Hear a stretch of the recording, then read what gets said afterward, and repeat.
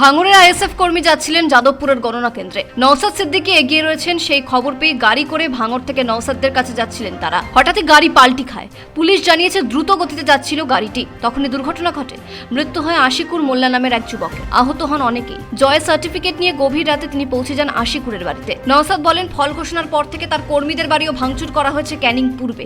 একজনের মহিলার উপরেও আক্রমণ চালিয়েছে, সেটা নিয়ে প্রশাসনকে আমরা জানিয়েছি। দেখুন, আমি একটা মিডিয়ার মাধ্যমে সাধারণ মানুষের উদ্দেশ্যে বলবো, আমাদের কর্মী সমর্থককে অলরেডি আমি বলে দিয়েছি, আমার অঞ্চল নেতৃত্বদেরকে, কোনো হিংসা আমরা করবো না, হিংসা করতেও দেবো না। সাধারণ মানুষের কাছে আহ্বান করব, যদি কেউ আইএসএফ এর সেজে আইএসএফ নাম দিয়ে কেউ হিংসা করে, আপনারা আমার নাম্বার জানেন, সরাসরি তার নাম, ফোন নাম্বার যদি থাকে ভালো, তার পরিচয় আমাদেরকে পাঠাবেন, তার বিরুদ্ধে আমরা ব্যবস্থা গ্রহণ করব।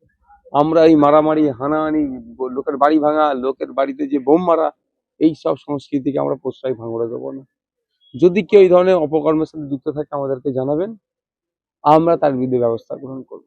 নওশাদ বলেন, শান্তি স্থাপন করতে হবে সর্বত্র। দলীয় কর্মীদের তিনি নির্দেশ দিয়েছেন কোনো অশান্তি যেন না হয় ভাঙড়ে। ব্যুরো রিপোর্ট, পূবের কলম ডিজিটাল।